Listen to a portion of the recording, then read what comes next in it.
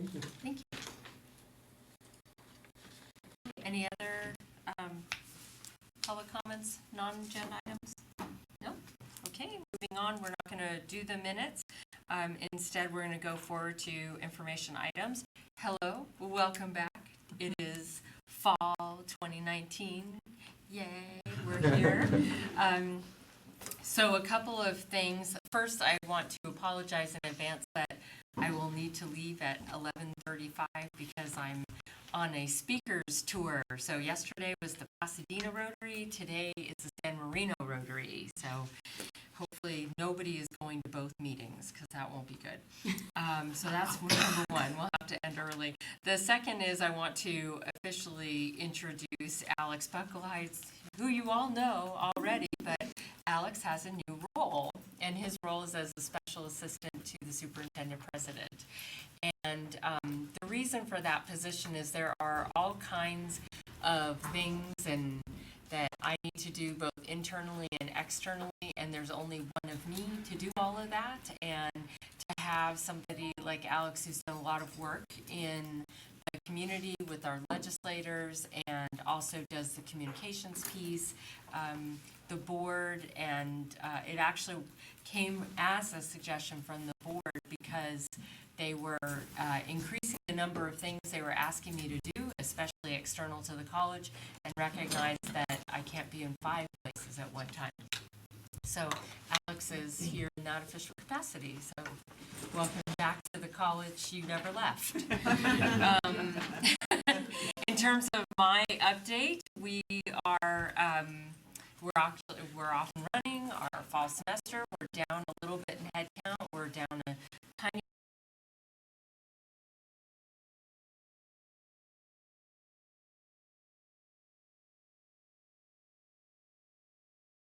eternal. I'm good on that.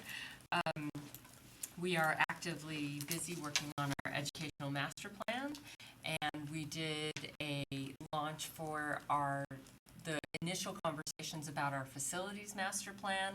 So this whole year is going to be about planning, but we've got a lot of pieces in place to have it be a productive planning, not a let's just sit around and continue having the same conversation. So I imagine at some point this body is going to see both of those plans, and you should have or you will have already seen them before they get here because they need to go through shared governance both internally as well as externally.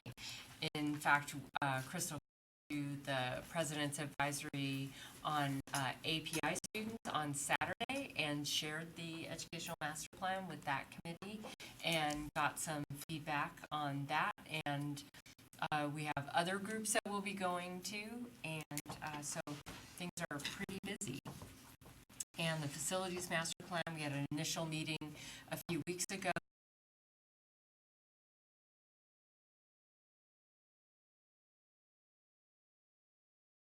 We really need to have here on campus. What are the things that maybe we could let go of here on campus? And what are the criteria that the consultants HGA we've re-engaged with for this process?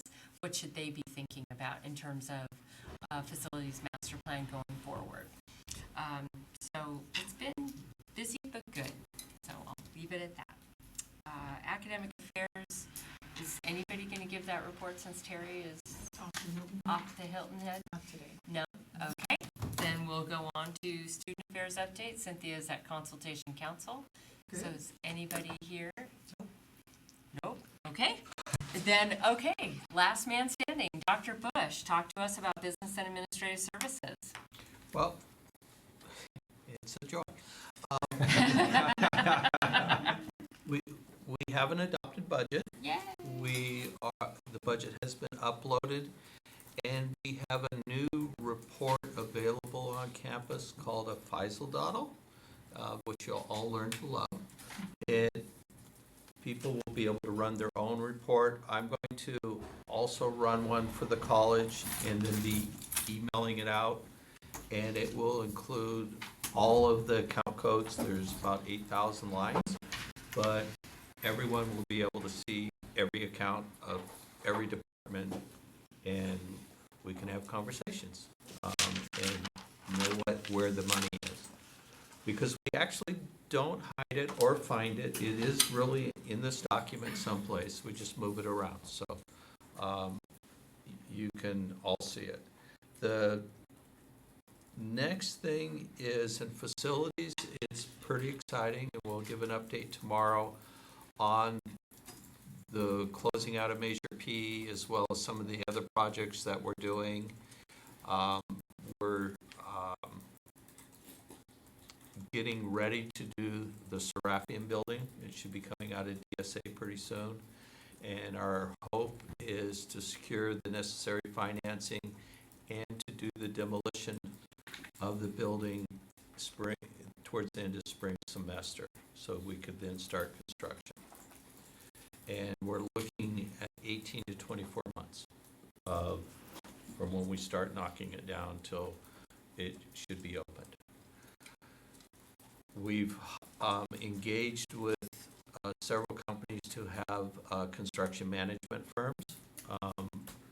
Mr. Schulman's ending his tenure with the college, and we have a short list of 3 firms that can handle this size of construction. So then in technology, they have several projects they're working on, from the call center to travel vouchers, and everyone's favorite Banner. I know you guys all love Banner, but we're going to have Banner 9 self-help. So it's almost sounds like a psychologist is involved, but it is an upgrade on Banner users. Besides a facility master plan, you may have noticed we have a few policies on this agenda. That's almost half of what is legally required by the district to have in place. So if we're going to go through, I don't know how this slipped accreditation, but it might be a focal point that we don't have the necessary policies. Also, if we have hopes of doing a COP or going out for a GEO bond, there are policies that must be in place or you cannot finance. And that law changed in 2017. So we drafted the policies, and we're currently working on the administrative regulations. That's it. Okay, great. So I'm going to go back up now that we have enough people in the room. That's okay. We're going to go back up, and the minutes of the meeting, of the notes, the notes from June 20th that were circulated, and I know you all read them copiously. Are there any corrections that anyone has to the minutes? Okay, hearing none, do I have a motion to approve them, or do we just accept them? We approve, okay. Do I have a motion to approve? Motion to approve. Okay, great. Second? Second. Awesome. Any discussion? All those in favor? Okay. Any opposed? Abstentions?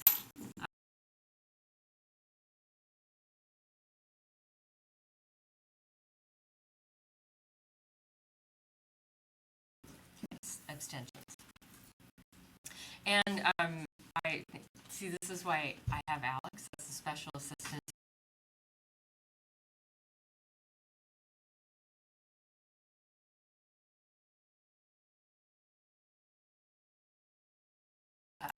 Javier's exit to my former institution to run the Dream Center there.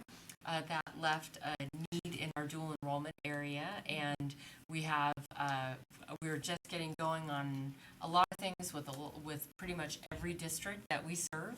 And one of Dr. Isela Alcegueda's specialties was dual enrollment. So we decided and spoke to her about Isela coming over and heading up our dual enrollment, as well as learning resource centers, because that's also something that she has a lot of experience in and interest in. So she's doing that, and that is a position that used to exist. That academic affairs position used to exist, so it was brought back And then we hired, on Tuesday, we did interviews, and we've named Tuk Tuk as the interim Dean of English. And so we have a little bit of shifting in the deans there, so that's my update. Okay? Yes. Okay, Good. great. So we'll go to old items and I'll, Okay, so BP 6300 and 6200 actually came in June. I'm sure you did nothing with them, which is fine, which is actually excellent, because Mike gave me some updated ones that I'm going to, and I don't think I put these in your packet. I think you got the old ones, but these are the new ones that I will circulate out to you, which is fiscal management and budget prep. budget prep. So I'm just asking, just so you know that they were here before, that's why they're under old items, but they need to go out through shared governance.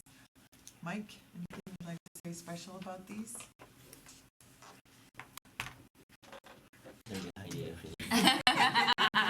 Well, besides, why don't we have them already? Yeah. I won't get into that. I pondered that for a while, but I'm over it. Both of these are legally required. The budget preparation has been changed. The first draft you saw actually named dates, like before September 15th, the board will adopt the budget. I changed that to what the league recommends, is saying by a certain date, which I have of February, the board will be given a calendar. One of the reasons is some of you are young and you don't remember Pete Wilson and when we never had a budget.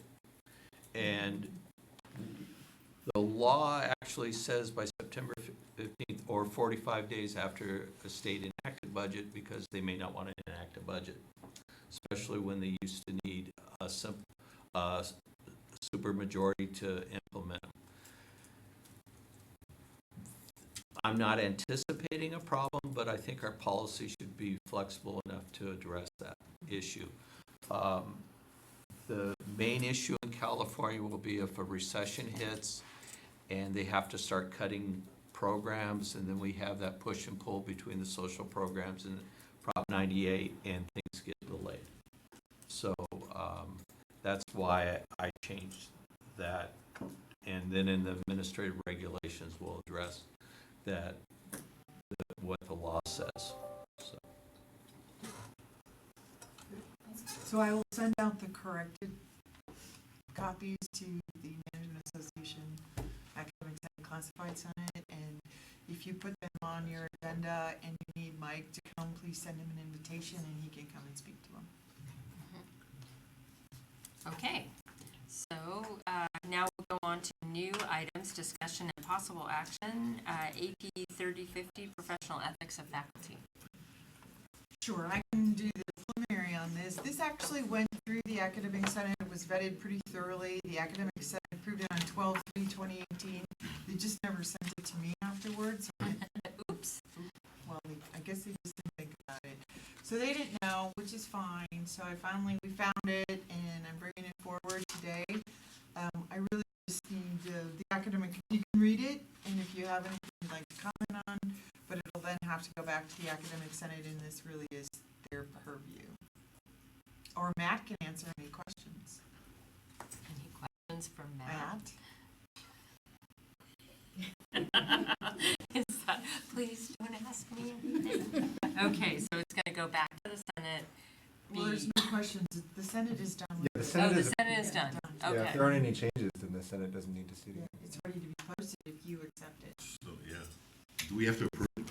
You need to recommend it to her, the superintendent president. Move to recommend it to the president. Discussion? Hearing none. All those in favor? Aye. Aye. Opposed? Abstentions? All right, Excellent. thank you. Okay, AP 5130, financial aid, and I see Manuel Serta here. Yeah, so the changes really were just changes to funds that have changed, no major changes to it. An example is the Board of Governors fee waiver that's now known as the California Promise Grant. The question I did have, I don't know, Crystal, is, I thought we had also updated our board policy, and I didn't see it in the packet. Yeah, I don't have that up this time, I have put this one through. Okay, for the next I'll one. find that. That's all I have. Any questions for Manuel? I actually, I have a couple of things. Under item 3, or 3A, where it talks about student eligibility, the first item says being enrolled as a regular student. But regular student isn't defined in the document, so I'm not sure what is meant by regular student. And I saw that, I don't know if there's a template on this, Crystal, because I noticed it's very common around other colleges that use this, but it's really, it's credit students. So I don't know if, And not special admit. I think that's why it's regular, not special admit. right, it's a regular student, but really a better definition would be credit students enrolled in an eligible program. I don't know if, So maybe that could be clarified. I mean, if there's an understanding of what that means, then that's fine. I didn't know what it meant when I read it. that's a little bit vague on the. And I have, there are actually a few more. He sent it to you. If, under 4, there's a wonky paragraph.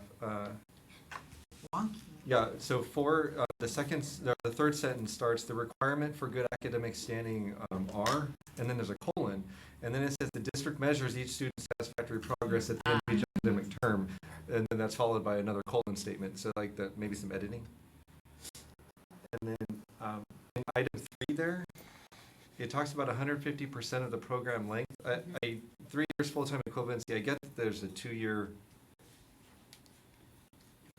length for our, but I think on average students take 6 years. So I don't know if the 150% being 3 years. Well, that's a federal policy for, Then and for the certificates of achievement, non-degree program, it's 150% of that particular length. if it's a federal policy, then I'm not Oh, going okay, to. Yeah, no, that's good enough for me. Yeah. Under 5E, why are the emergency loans stricken? We don't have it, and this is something we might have to put to the table. We, in financial aid, we don't have an emergency loan process right now. Then that's a good reason to strike it.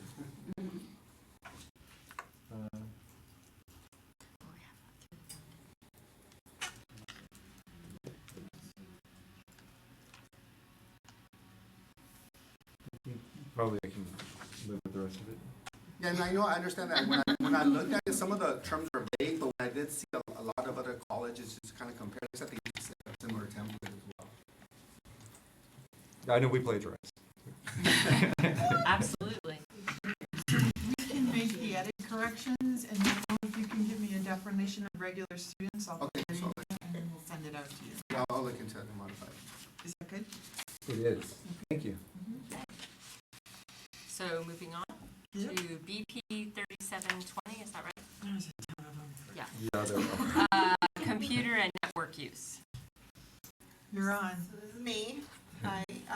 Both the BP 3720 and the AP just have revisions to, we consistently want to look at the policies regarding computer and network use and just update them as those things change and terminology changes. So most of the recommended changes are just pulling in additional wording that we see from the league and clarifying new points about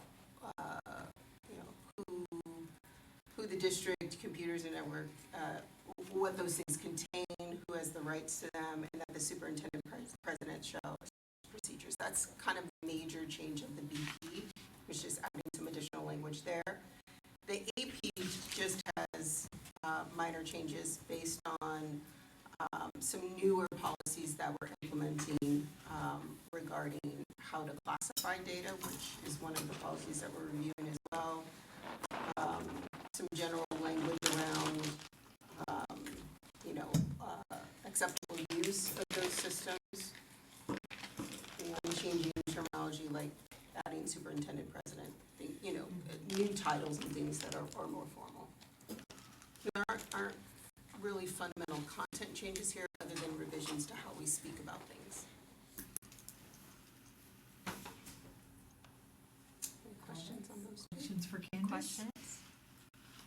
Go after anybody who has some. What are the changes to the acceptable use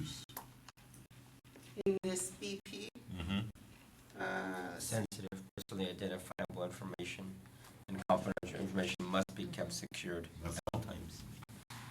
Yes, and refrain from using college logos without authorization to do so.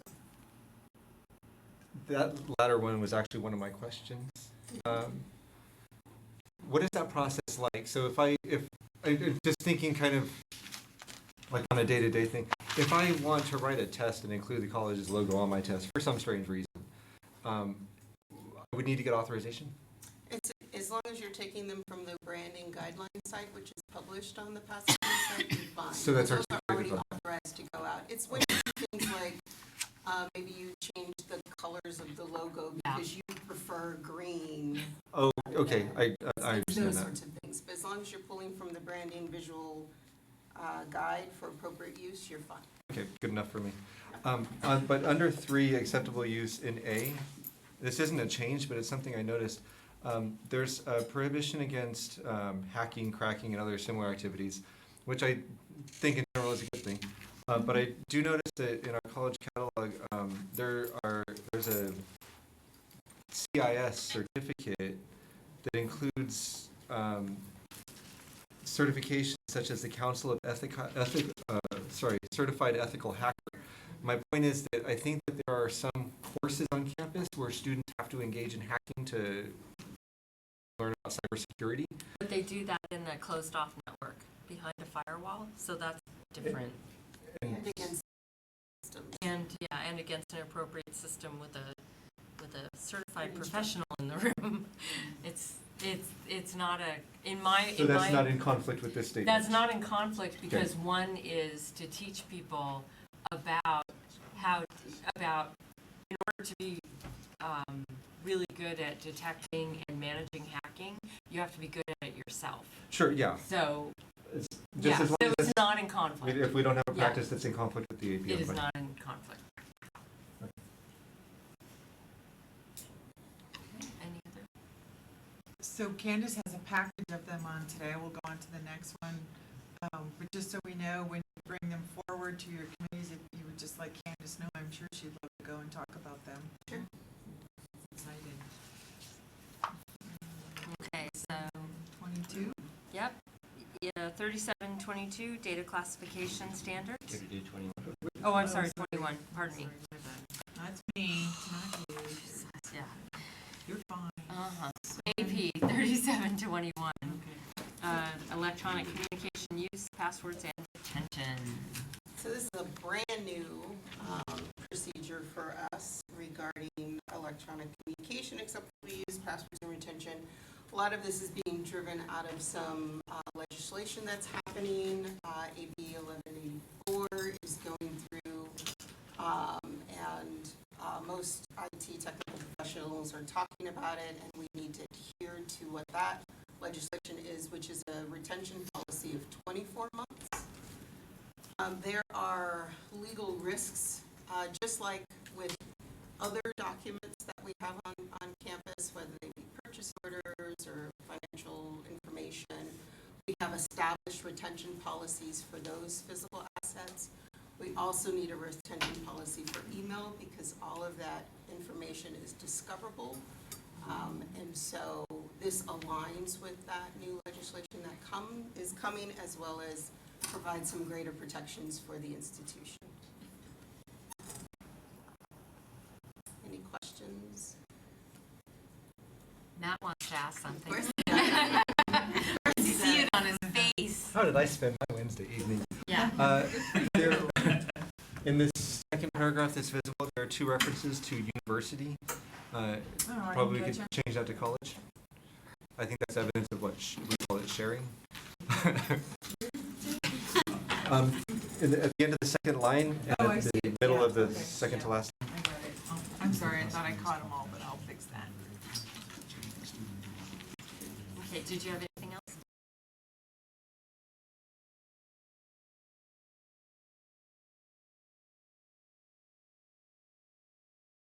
For things that are subpoenable, like conduct, I get stuff on my personal phone. What is that relationship with this policy and the connection to my phone and my use in relationship to the college and having purview over that? Do you want to speak a little bit? Just So your thoughts on the it. bottom line is if you have downloaded the college's email onto your personal phone is discoverable. Not, it's only email, No, and texting. but if the texting is mine, I mean, I pay for it, it's mine. But I'm particularly concerned about it because I get stuff about Title IX complaints, I get student conduct stuff, text to me from faculty, staff, other administrators, and that's always a concern for me is what is that relationship between, Right. I mean, you know, regular stuff, you know, between colleagues or whatever, that's one thing, but when it's stuff that I know, for me particularly, and I also know CPART folks have the same concern, and something happens and we're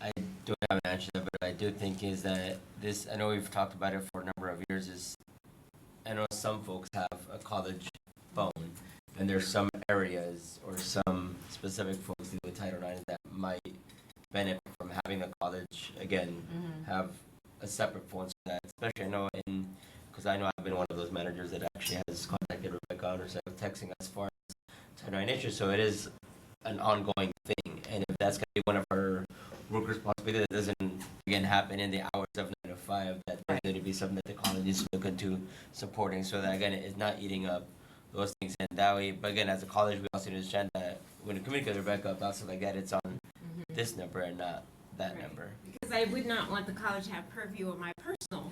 Right. Exactly, and that's And why. right now, it's inseparable. Right. Exactly. The way the So college what is- previously dealt with that would be that most of the managers actually receive a stipend. Many managers receive a stipend. What? Here? Currently? See? Let's see that. I'm seeing a lot of surprised Yeah. looks around the room, so that's something that Dr. Bush might want to follow up on. I'm curious about that. But Well, that's, No, I think yeah, but but I- that still doesn't intend to. But that, I think the reason why, I'm sorry, I mentioned that was to be that then that phone is, you are being compensated So for then I that buy another phone. personal phone If you're receiving this stuff. or my Yeah. phone that I use just.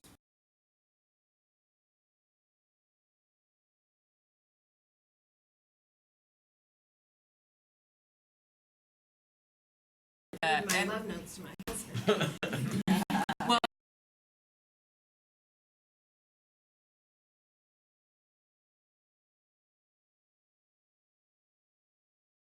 is there are lots of people out there, and I have been guilty of this myself, so I'm just going to throw it out there where you've worked someplace a long time. Oh, yeah, I think we did that 7 years ago. You go to your email and up pops that email. That's great, but if you don't have a retention policy, then every single one of your emails is subject to a Public Records Act request. If you have a retention policy, the Public Records Act request is because the emails will not exist after 2 years. The only thing it is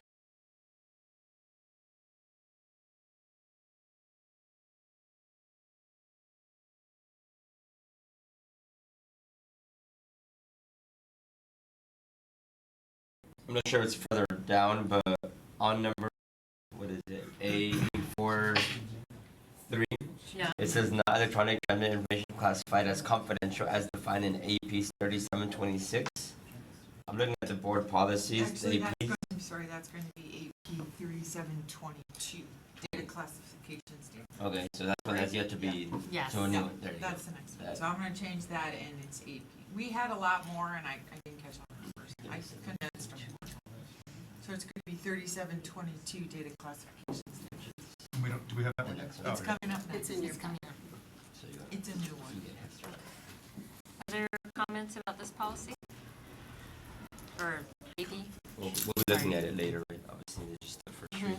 So, Let's talk, sorry.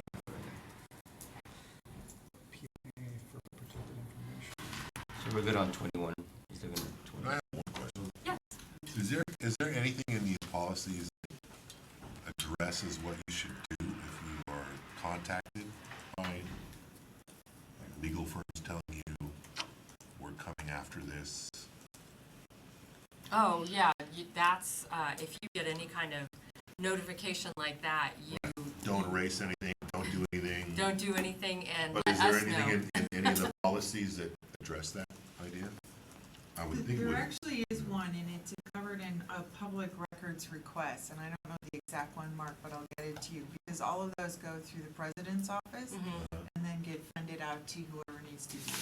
Right, because sometimes it's something that would go to HR, sometimes it's something that would go to business services. You know, it just depends on what the topic is, where it would get funneled to. But anything like that, you know, like a subpoena coming in or anything, would go to my office first. Or And what then- else? I mean, I know there's more on the legal ground, but there's also been the practice as far as news agencies that are coming forth. There's that same thing goes to the president's office first before any form of actual Yes. reply. Yes, That's what I mean. Alex. Yeah, I know I'm saying, but I'm going like that. Yeah, Alex. Thanks, Yeah.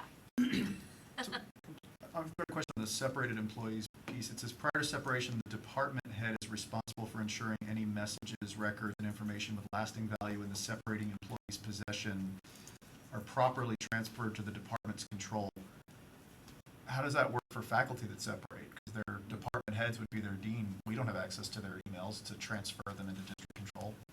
So the thought process is that when you when a supervisor or department head receives notification that an employee is going to be separating, to work with the employee to forward whatever email is sort of like departmental news things that you know that maybe they know something about, because those messages will be, per the new policy, deleted.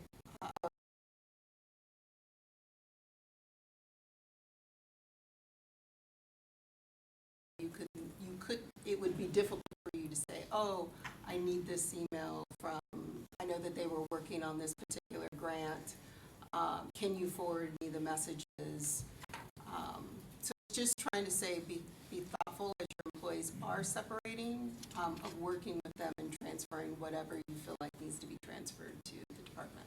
So two questions there then. One, the separation is non-voluntary. They may not be cooperative in terms Even of if it's voluntary, they may not cooperate. Right. Yeah. Totally fine. We Either can way. put anything Either on a way. litigation hold. Okay, so that was my second question then If there was was, a non-cooperating, all you do is put through the request to say, I'd like to request a litigation hold. because the which litigation then we usually doesn't happen till well after 90 days. just totally fine. Yep, Okay, and then we wouldn't dispose of the counts, but we would need to know that. got it, okay. Hopefully there'd be conversation about, you know, I've been in situations where somebody's been at a college for a long time and nobody who currently works there knows that that's the person who once a year pushes the button on this renewal of something or that something, you know, informing another agency about something, and it's only when they leave that and you're suddenly out of compliance. So it's trying to, so I think the AP is bringing that to light to try to get folks to be mindful of these are the kinds of questions we need to ask as people leave, especially if they're long-term employees, because they may be doing things that are invisible to other people. Okay. Next one. Okay. That's 3722. Mhm. Okay, data classification standards. So Tina, this is the reference of the one before, and the goal of this procedure is just to make sure that we have clarity around how data is going to be classified, which is going to be classified into three categories: public, internal, or confidential. And there are definitions around each of those, and that we have some level of, based on the category, how we're transferring and we're sharing data if that needs to happen, that there are clear guidelines about how to do that securely. One of the most important aspects of the new procedure is just assigning a data custodian for the assets, so that it's very clear what the data custodian's responsibility. Often I think because the data exists in systems that ITS maintains, we are not the data custodian. We are not the appropriate person or place or entity to ask for or request data from. It's the data custodian. We are just the facilitators of it. So it's just trying to get some clarity around that with a little flow chart. Cool. Questions, comments? Yeah, in both internal and confidential, there are references to proprietary information. Can you describe what kind of information at the college would be proprietary? Things that are really specific about PCC that might only have been generated here and that are technically then sort of like intellectual assets of the college. Like, for example, let me give an example of that. If we had a programmer who built this great program thing and then they left and went somewhere else, they need to rebuild that somewhere else. They can't just take that or the data that gets produced from those items. That would be proprietary. Would that be courses that faculty design, like online courses? I think, Yeah. yeah, I think it could fall under that.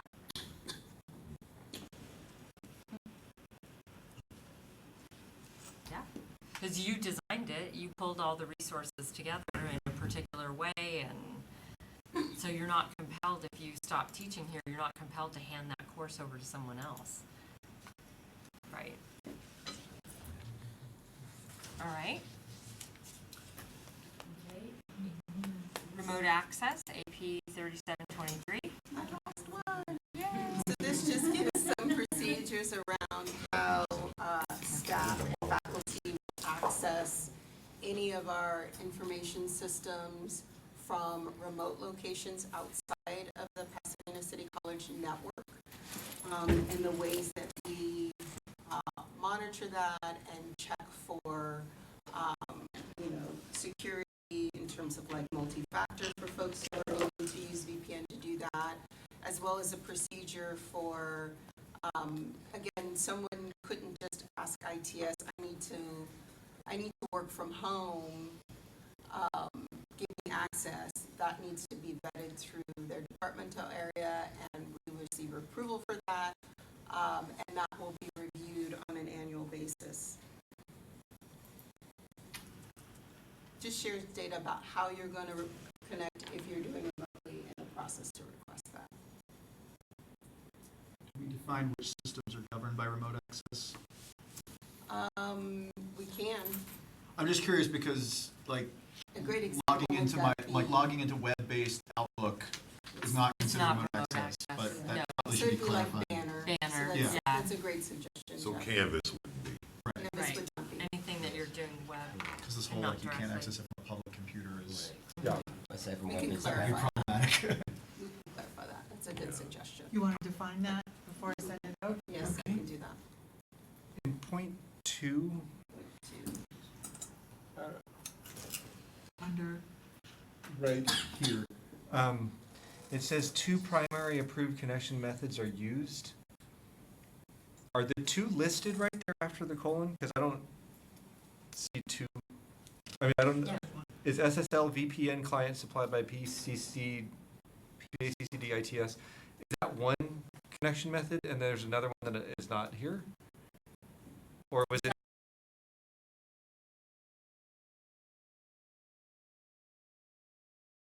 It's just, you're talking about point 2, it says connection methods are used to gain access to PCC systems as an SSL VPN client supported by Pasadena. We didn't want to name all of those so that if we change those, but yes. Just when it says 2 primary approved connection methods are used, I expect to see a list of 2. That's all. Okay, If you have a colon, if they want to list it, then just put a period. Yeah, just a period and end the sentence. Or good catch, thank so you. what do you want me to do, Candace? I think it's actually one. To this point, it's one primary. oh, that fixes everything. because we only have a VPA client that we supply. We can make that edit. It's good catch.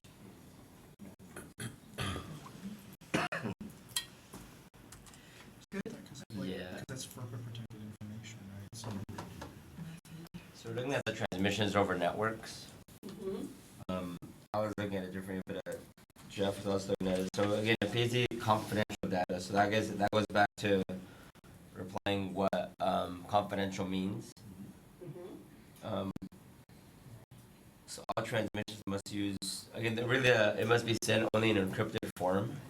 For instance, if we're working with other agencies or other folks on campus who are talking about student data, how exactly would that be sent encryptedly? So the data would need to be encrypted before it's sent. There are multiple ways to accomplish that, which we would provide guidance on. So most of the areas that are sharing personally identifiable information out to external entities, we have methods by which they're encrypting and sending that data. Sometimes they do that through portals that other companies or federal entities might offer for us to encrypt and then upload. Some of that might be sent via like SFTP to another, from a server here to another server there. So it just depends on what's required. I think this is also getting at, what we're trying to get at is you shouldn't be attaching Excel spreadsheets that contain a lot of social security numbers to an email and just sending that. That data is in the clear and could be intercepted, and so we are putting some tools on our email system that would alert somebody to personal identifiable information and then warn them that they're doing that, so that they either know to reach out to MTS to help encrypt that and send. But as you mentioned, that's more we're sending it externally. If we're doing it internally, does that still need to? Still does. So like when I get Because it could be this from intercepted certain either way, offices. right? Intercept, what if your email got hacked? Let's just say your password was exposed. By students in and ethical you shared that data, let's say with, they'd be able to get into your email and find this unencrypted real thing. Excel spreadsheet. So we're gonna be planning, to support many of these policies, we're gonna be planning a lot of training and reach out moments for those. Other comments on that? All right, so the next step for these policies, or for these APs, I will make the suggested corrections and edits that you gave me today, and we'll send them out to each of the representative groups for you to move them through. Great. With a little luck. all right, Candace, thank you. Yeah. Hey, Jesse, employee travel. So this policy is to everyone is a newer policy. So it stemmed from when Jen and we were having a conversation of how to streamline our meal reimbursement process. Can we legally do without the receipts? Is there a way that we can streamline, help everybody's life be a little bit easier without the receipt, but at the same time legal back? So then we look into it, and then we figure out that there is a per diem method that we could use. So coming from the per diem method, and then we started looking at other travel policies, and we realized that we really don't have a travel policy. So a lot of it is by practice, by what we did for years and years, and some of them are in little bits and pieces at different BPs and APs. So this new AP, we condensed everything from just different little places and then put it at one place. So the goal is to have one standard policy that is streamlined, that's easy to use, and is clear to everyone, and it's also something that we could follow and for our administrative staff to streamline this travel process. Big picture spiel and questions. I have a question about this employee travel policy. It says that we can't travel to places with laws discriminating, but if you're traveling under not PCC, but for professional business or a national grant, then are you not allowed to travel? No, because it says Even here, if- yeah. exceptions to this restriction shall also be followed, and federal grant money would be one of those. Yes. Which you said. clarify though, because it says the AP does not apply to employees or trustees traveling with students for approved activities, and that does apply there. It's at the very top of page 2. So Are it you, says- are you on Can you move the on? AP? Yeah. Sorry, no, on the AP. Oh, okay. Sorry. The AP is nice and Okay. short. Yeah. All right. Let's see, we talked about this for some reason, under this student travel. Yes, the student travel, we have another BP for student travel, it's BP 4400, and that one has to do with everything that relates to taking the student onto a trip, as far as an instructional trip or maybe say going to Sacramento to advocate for our college. So those two the purpose of it is distinctly different. So the methodology that they should follow is rather different. So we are in the process of clarifying that piece of the BP and associated AP as well.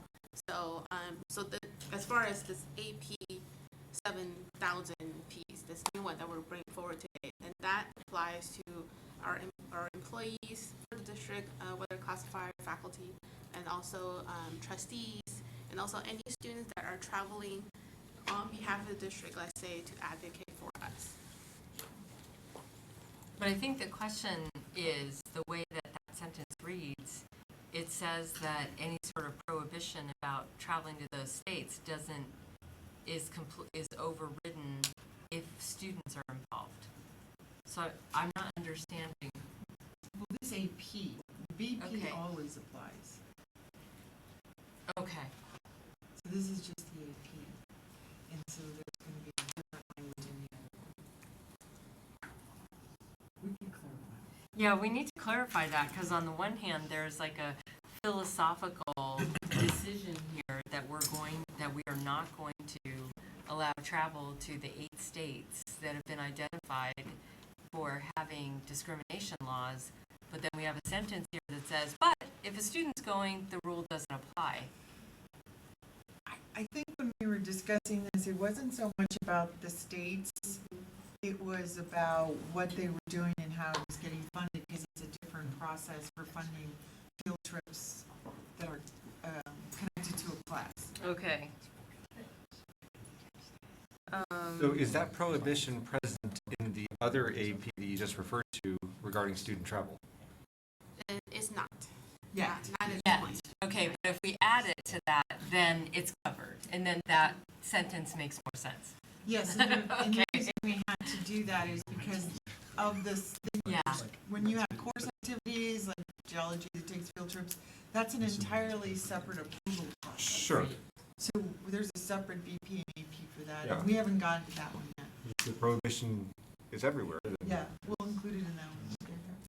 Yeah, and Are you good with this? Is good. I had a question on student travel, because I've always felt it's really strange when I'm taking students who've done research with me to present posters. It's not really it's not really a field trip.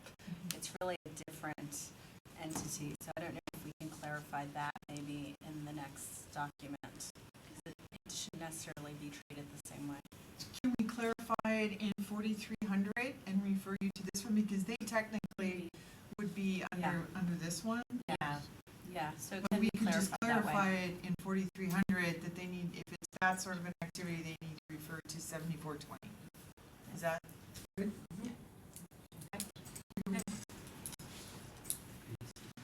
Okay. Yeah, sorry.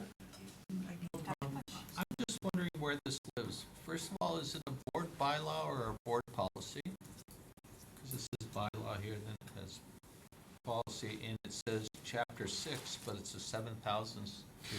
Would that be chapter 7? We're gonna move them all around Okay. to the right chapters, because they had different numbering, because of some of them were a board bylaw, because the board bylaws are all in chapter 2, because that's what the board wants. And so it was under that one, and we needed to move it out, so we'll move it all under the right chapters with the right numbers. Okay. Will it no longer be a bylaw then? No, only chapter 2 has bylaws. And that was a decision the board made. That was a decision the board Specifically. made. Yes. Huh.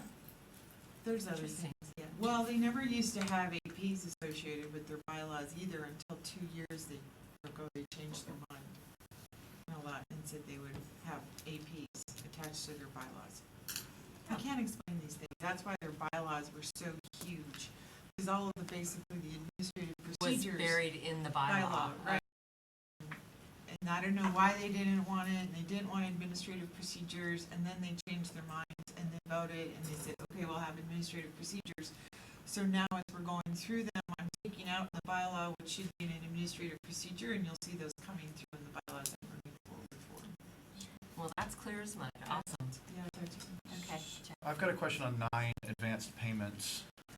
There's a section in there about cash advances, and then when you return, you have to provide all sentences. It is the supervisor's responsibility to review and ensure accurate and timely reconciliation.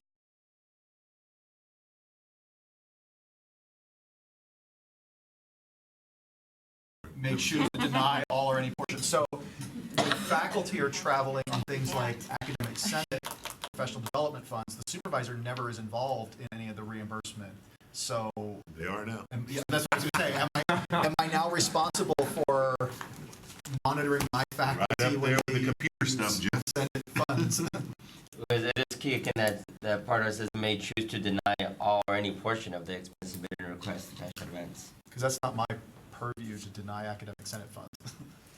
Yeah, the academic senate is still, well, the academic senate can force an employee to pay back, but they don't really have that supervisory role. Their role is just to approve the usage of that fund for that individual. So it would be a conversation between the professional development office, but they're only the budget manager. So the individual themselves and then the supervisor. In G, you have budget manager. Maybe it's just about bringing that same language up to F. Is that what, so I think what we're suggesting is for F, instead of saying it's the supervisor's responsibility, could we say it's the budget manager's responsibility? So whatever funds that money is being spent out of, that budget manager has to review it? The only challenge with that, just as you're thinking about it, lots of different people get hit up for money. And so like an allocation can split between 5 separate accounts, which may have no understanding of if the employee actually traveled or not. I think the intention was in the pre-approval and the approval of the funds itself, because they are the budget manager of those funds, that's where that first approval goes. And the reconciliation portion of that is really with the supervisor of record to verify that the person actually went to the event that they said, because they went to you and said, hey, this is a part of my professional development. The funding piece is really secondary. The obligation of whether or not the employee traveled and went and served whatever need is really at the departmental level. The budget manager is not going to know whether or not. That's not really what this says. This says if the expenditures are not properly substantiated or unspent monies are not returned, then the supervisor may deny. And like, I have no purview whatsoever over the funds that my faculty are using to travel for professional development. I have zero, because we don't have a professional development fund in our division. So all that goes through either Jason's office or goes through the Senate office. Or it may go through equity. I mean, but it's always going through a different supervisor. And so if suddenly I now have the responsibility to determine whether or not my faculty's expenses were legitimate, that's going to create some problems between me and whoever that budget manager is. That only applies to cash advances, right? So we're only talking about cash. Who can ask a question? Sure. Yeah. You give a question, I'm going to ask. Sure, absolutely. So again, regardless of funding piece, how do you verify that do you ever verify that your faculty ever went to where they said that they were going? No. That's sort of on the person who's paying for it. I have to sign off in advance. They're supposed to let me know if they're going to miss like for Senate funds, there's a space on there for the division dean to sign if the faculty are going to be missing classes or office hours. And that's Correct. So I think the purpose is, because the person who's given the money also isn't in a position to say whether or not the person traveled and did what they did.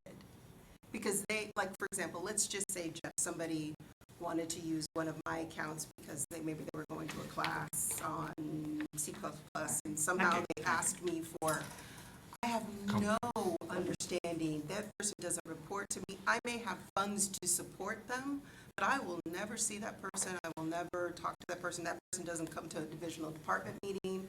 I don't even know what that person is using, the knowledge in the class. I have no purview. So it's trying to separate sort of authority around what an employee is doing versus the funding aspect. That's the intention. If that's not clear, maybe we could figure out a way to. I don't think it is clear, especially because it's talking about if the expenses are determined to be inappropriate, right? And that's not, again, it's not my purview to determine if the employee is using someone else's budget in an appropriate manner. That all this language. It's not a question of whether or not the travel occurred. It says if the expenses are deemed to be inappropriate or excessive, or they don't reconcile the advance within 5 days of return, right? That's not my purview. That's the budget manager's purview. So you're saying. We don't have anything in here about like whether or not we can verify that they went, but I would presume if they're bringing back hotel receipts and a conference receipt and those kinds of things, they're going to. I think the bigger problem is that there are instances where people get an advance and they don't bring back. That's what this the says. It's receipt. specifically talking about cash advances. Right. So, But it's not my account, so I don't know how I would be responsible for determining. I guess you have to total receipts and you. And again, that wouldn't be the dean's responsibility or whoever. I think the wording I think as Crystal recommended is the best accurate, which is the budget manager. For instance, if I've personally been on this side of the house where we with some of our grant funders support faculty from traveling, and when they come back, they do show me receipts, and I am the one that verifies because I'm the one that funded that travel. So when there have been instances where like, yeah, we can't pay for X, Y, and Z, and not only that, like the good thing is that we have a great fiscal office where Sherry's on it. So like, yeah, no, this isn't covered, and so I get that back, and I tell Veronica, sorry, this isn't gonna, these $5, whatever you spend, is not coming back. None of that shit. I just happen to be looking that way. So just stuff like that. But I think the accurate wording should be budget manager and not the supervisor. And I'm just concerned about, more than anything, I'm concerned about being responsible, not just for other people's budgets, but like the Senate, which I should not have any influence over their budget. And then as far as, in addition to the advance part, there was one portion where it's talking about the lodging. What year are you on? Still 9 on advance payments. This prepayment for this last for travel, because you get normally the flight, lodging, and registration fees. There's no indication as far as how long the lodging is. I'm very happy with that, or is it still just the one night? Okay, I'm sorry, I'm not following. 9A. 9A, Sorry, lodging here. Well, I'm sorry. 5A? I'm not sure. 5A. No, 9A. Well, just Being able to prepay for more than one night, is that what Right. you're asking?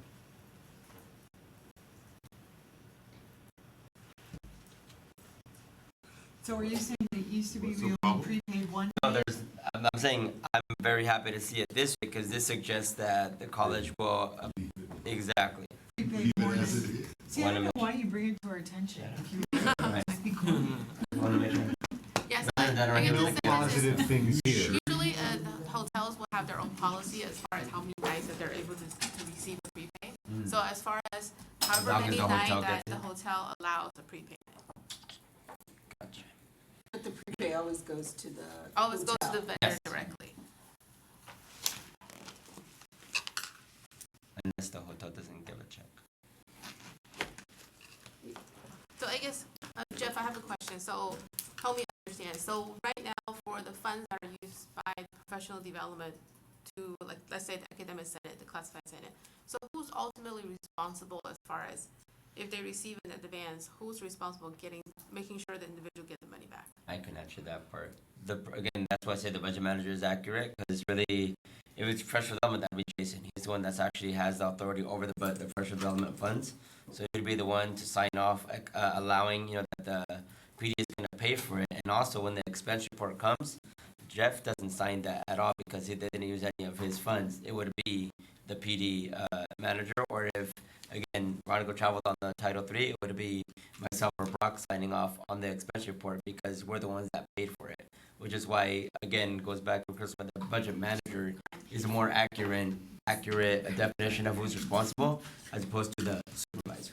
And you're also the one to verify whether they submitted all the right Yeah. receipts and whether Because they again, went when as many days. because when it comes down to it, goes back to what I was saying, fiscal services, they will contact whoever the budget manager is, not who was the dean that approved the travel, because all they did are like, yeah, okay, they can go, but they're going on academic attendance dime. They'll be, contacting duty like, hey, this person traveled on this, this was an error. They submitted paperwork, so it would always be the actual budget manager, not the supervisor. Dean may have no idea what it is. No, they're just authorized again, like, fine, you're leaving, I'll get a sub. Yeah, especially because if they're gonna miss, we have to record what kind of absence it is, and so if they're traveling, for example, to a state academic senate event, like a curriculum institute, we would log that as college business and not charge their leave balances, but that's the only reason we would ever know.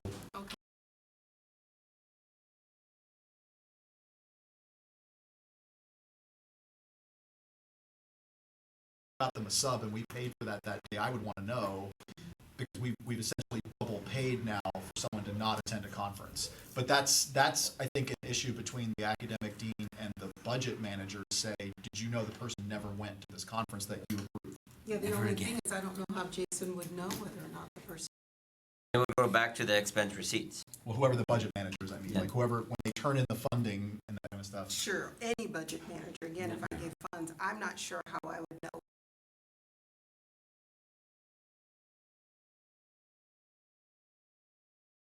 Prepaid for a Like, flight, if I I know, prepaid for I a pay- flight, I know hotel, that. and registration and then didn't go, I have receipts for everything. We're just kind of, at some point, we're taking people at their word, we're trusting professional ethics to do a callback to a priority. And even if you do go, it's a conference, man. You can go to New York City and say, I'm at a conference and do whatever the hell you want. And there's no way you can police that. Wow, just went there, didn't you? Glad you picked New York and not like I'm gonna give my Sacramento, because there's colleagues really the nothing benefit of else the to do. doubt that that's not going on. What are we saying here? There's nothing to do but go to the conference in Sacramento. But on the academic side, in But that's order more- for them that's to more- say that they're gonna go, I mean, they fill out all this elaborate information about how they're gonna use it in instruction before the funds are Necessarily. even approved. If they're academic senate, If it's Senate, yeah. yeah. But then when they come back, I would think that they would verify with professional development, here are my receipts. We just gotta, I mean, you guys are raising a wonderful point in that we just have to think through that. I just don't know who, for employees, it's, I mean, when my staff travel and they come back, it's easy for us to verify, it's, right, we know that they're out of the office. Maybe the faculty piece is a little bit more, complicated. We just may need to, Maybe a conversation with Jason to find out like what their process is over there and see if. We had many conversations. yeah. We sat down. I think it's Jason's Well, then I purview, agree. and Jason should be coming up with a policy that he can live with. He did. This is it. So you're looking. So he wanted the supervisor to Oh, verify. this is his, Yeah, he to wanted say us the to- other He's deans been actively should do involved. that? Oh, We sat down for two whole days, going through word for word of all his policies. But I Jason do, is already. I do think that it's a problem for you, for somebody who has no idea where the money is coming from to do the pre-approval. I think it does have to be a budget manager. The Where- pre-approval. Or even the does postal go budget to manager. And the post, again, when it goes back to, I'm not sure who signed off on the expense reports, but the dean has literally no signature on that whatsoever. It's whoever authorized the travel that they're gonna pay for it, that's who's also signing off on the expense At the end. at the end of it. So again, that's the one that needs to be responsible, which is the budget manager. But if we have, like Candace said, in a scenario where we have multiple funding sources, Budget managers. so that you were expecting the budget managers to hold that employee responsible of turning in all the receipts to the different places. Absolutely, if they don't, yes. And then if that employee did not go to as many days or went more days as they were planning to, we're also expecting the budget managers to somehow know about that. Yes, well, again, whoever's authorizing the travel, they're literally at to sign off beforehand, like, all right, this is what the person said they're gonna travel. They're gonna travel an extra day Again, we have our travel forms. They said like the conference is this date. Again, I'm going to Hakusu October 5th through the 7th. We're traveling on the 4th because I don't want to start, traveling together that so early in the morning. That is an additional travel day. So that's being authorized by everybody traveling through that. But is somebody going to go on the 3rd? Somebody So, going to stay to the next I'm day? gonna have to stop this because we got 20 minutes left and Mike has a whole package of BPs that we have to get through. I'm respectful of your time. So Jesse, we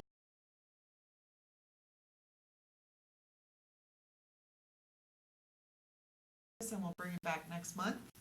Or we can take your thoughts into consideration and send it out to you after we've made adjustments.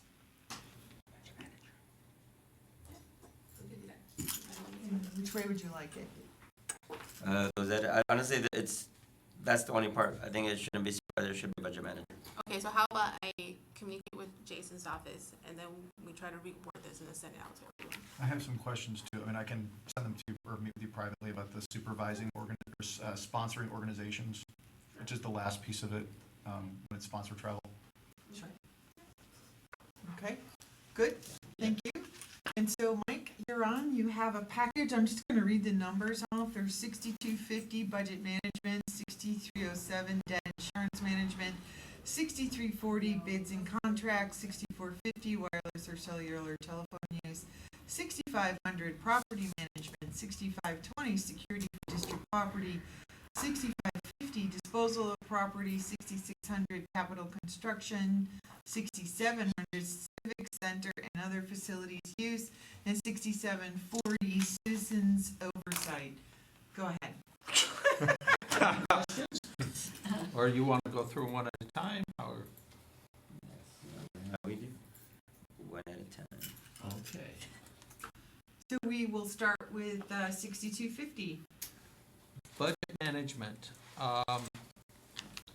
This is required. It's also, this is based off of the league. We put, the most controversial part of this is the percentage of reserves. That's what I have. That's what Jeff just mentioned this morning. That's what we're currently at. And there are folks that feel it should be higher, there's folks that feel it should be less. That's probably right. The reason I like it, it's 2 months of payroll. So we have 2 months of payroll covered. In the event our friends in Sacramento do not pass a budget, we have 2 months of payroll. Would it be prudent after the 18% to put a parenthetical that says this is equivalent to 2 months of payroll to kind of motivate the 18%? Yeah, I was going to put that in an AP because our payroll fluctuates. Okay. And depending on, right now we're about 87% of the budget's payroll-related expenses. Sometimes it'd be less, sometimes it'd be more. So that's why I wanted the flexibility in an AP, which wouldn't go through the whole board process. I know the board is going to have input on this. We have board members who feel it should be higher, and we have board members that feel extra reserves should go to student improvement. So that is the controversial thing, but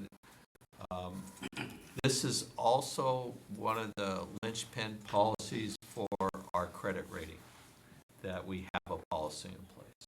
So Historically, has it usually been around this figure?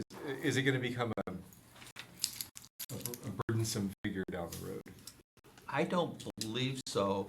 There was a year, about 5 years ago, where we dropped from the 28 million range down to 14, which makes me nervous. It's only 1 month of payroll.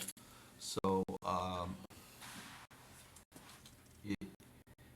it has been increasing, and last year it increased to 30 million, and we're spending it back down to 28 million. So the idea is you would have a percentage, and then when you go up, you would come up with a plan to come back down to the point, and if you're below, you'll have a plan to bring it back up.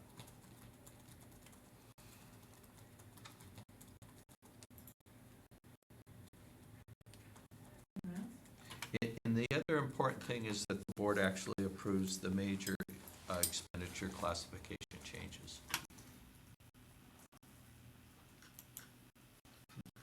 And we are doing that. It's currently our practice. We just don't have a policy that states it.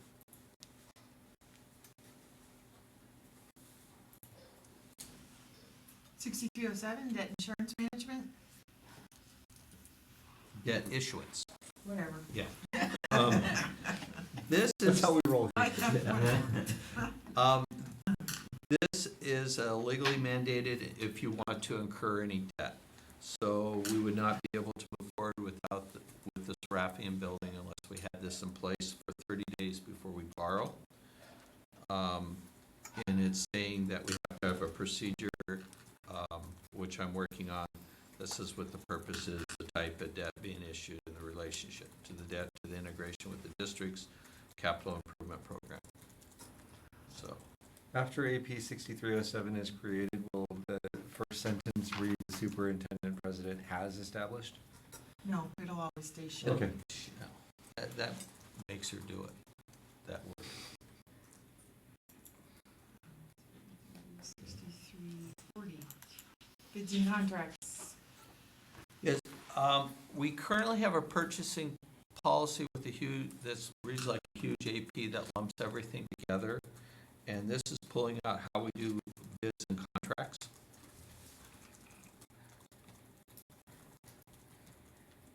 The third bullet point indicates that the board shall award the contract to the lowest responsible bidder.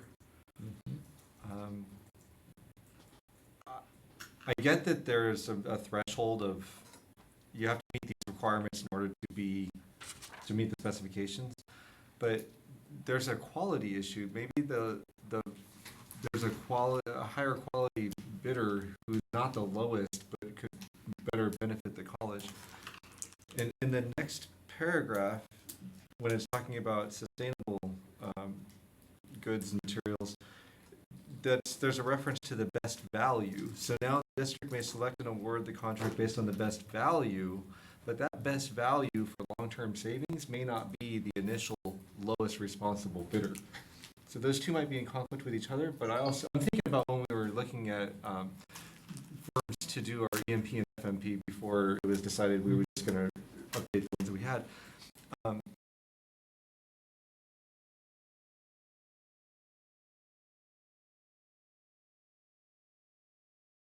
A little issue with that.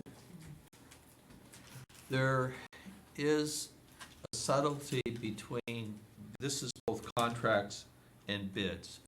Bids are a legal process defined under government code where you have to take the lowest responsible bidder.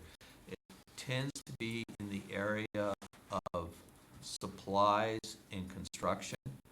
For services, we do a request for proposals, and that's where the third bullet, or the fourth bullet comes in. The third bullet actually says, when bids are required according to Public Contract Code 20651. So it's a narrow type of purchase. Okay, that's good enough for me then. And with a bid, we can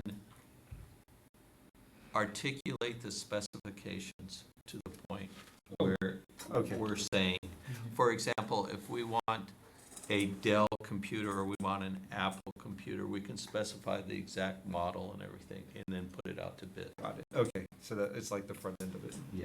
Okay. Thank you. No, let's do 6450. Okay, this is wireless and cellular telephone use. The main purpose of this is so employees that are receiving a district phone will not be taxed on it. IRS code says this is a taxable benefit unless, of course, we have that it's for business purposes only. And that's basically what this is.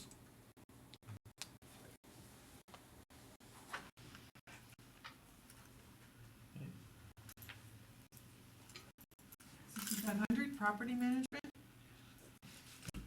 This is to separate out the property management portion that's currently in our purchasing policy. And the main issue here is on Bonnie, we have several homes that we manage that property. And this is to have a policy that supports that. 6520, security for district property.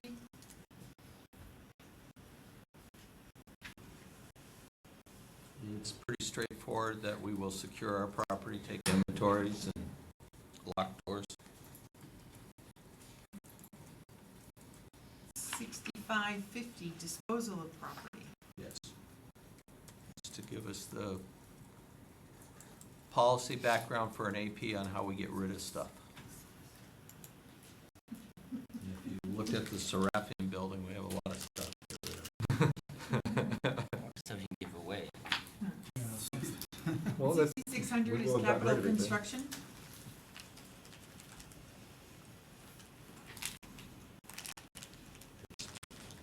Planning and building, so.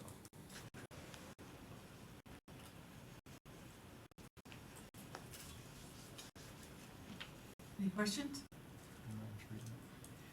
Not yet. you do your homework. Not like you. I think we're now on to 6700, civic center and other facilities use. We have a whole department that does civic center here. We wanted a policy that supports the activity and also then would support the fee structures that we charge for using different parts of this campus. And that would be contained in the AP. And also, the fee structure, the law actually states there's a difference between nonprofit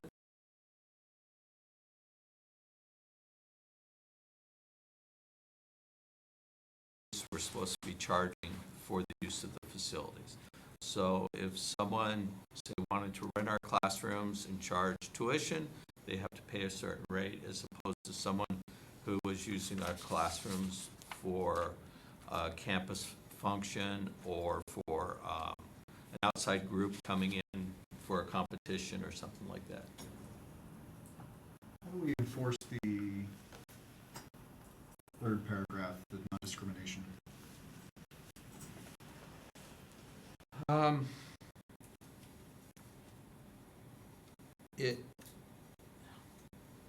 don't know how we enforce it other than training our employees and implementing it. And it's usually a first come, first serve, with the exception the campus has priority use of our facilities over outside groups.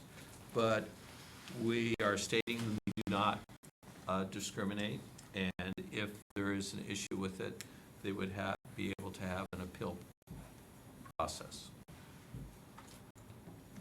Could that be something that shows up in the AP? Like if this isn't, if there's an event currently occurring where discrimination is taking place, then there's a mechanism by which that will be stopped, right? This event has been canceled henceforth.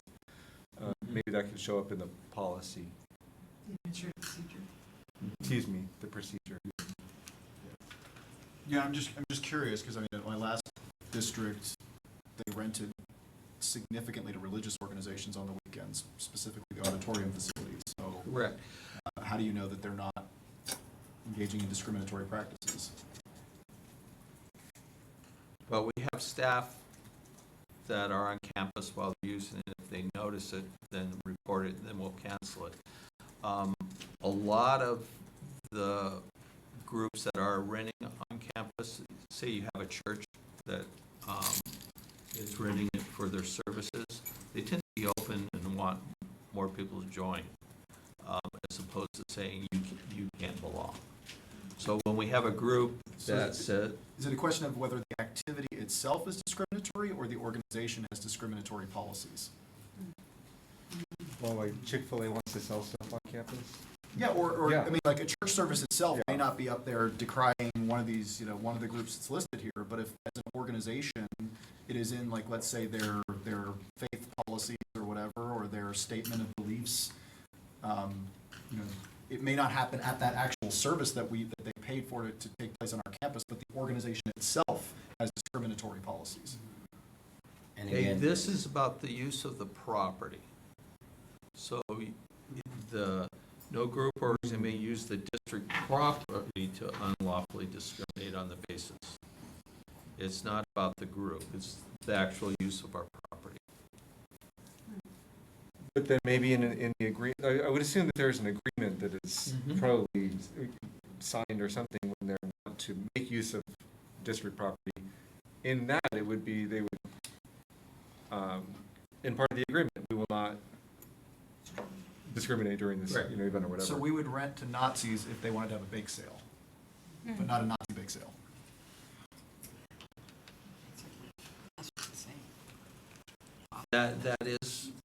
That's kind of an extreme, but the answer would be. but that, I want you to First of all, bake sales out because of all the food stuff. Okay. If We wanted to sing some songs, correct, but not Nazi songs. say they wanted to play a soccer game or flag football, Sure. okay, Shirts versus skinheads? yes. The answer to that is yes. Why?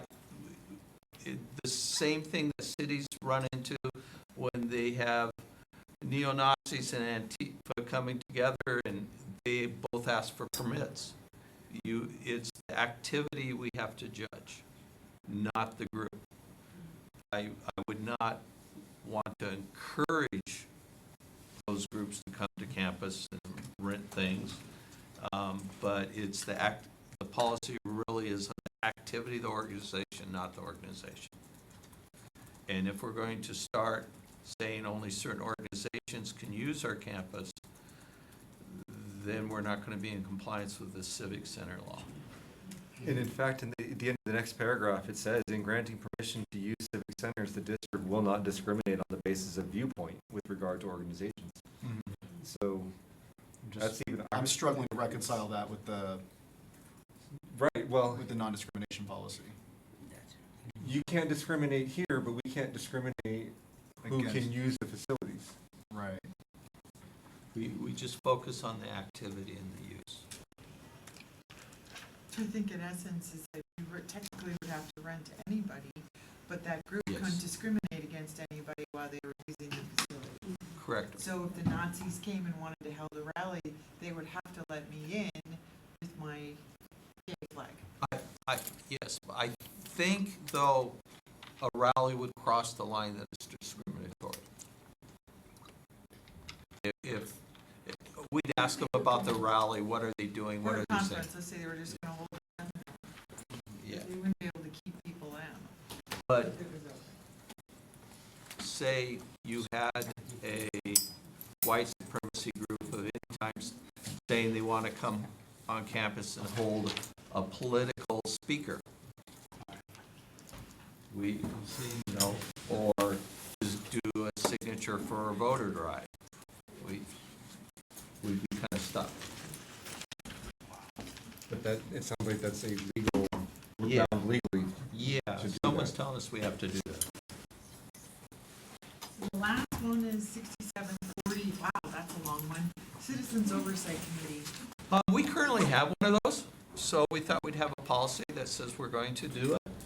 And if we go out for another bond, and if we're not doing a supermajority bond, we're doing a Prop 59 bond, which most likely would be, we would need to have an oversight, excuse me, it's Prop 39.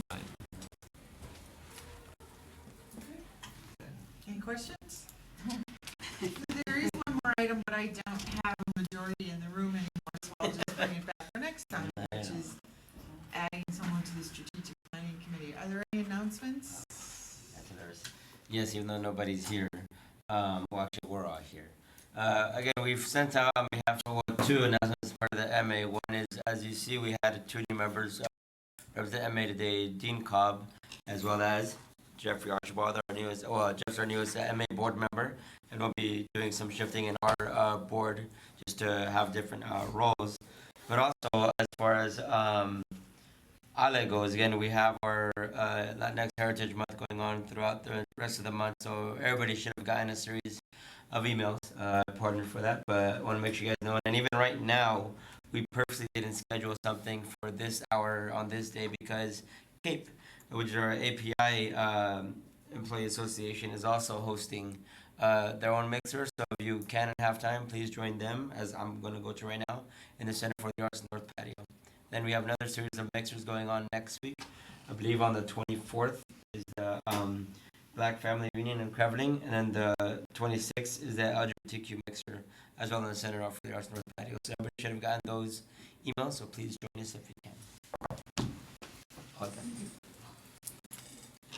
So we can adjourn at 11:58. Yes. Thank you very much. Did we get your information?